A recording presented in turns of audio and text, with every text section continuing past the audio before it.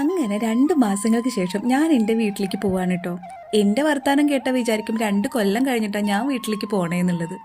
അത് പിന്നെ അങ്ങനെയാണല്ലോ, നമ്മുടെ വീട്ടിലേക്ക് പോകുമ്പോൾ നമുക്കത് എന്നും പുതുമുള്ളൊരു കാര്യമല്ലേ.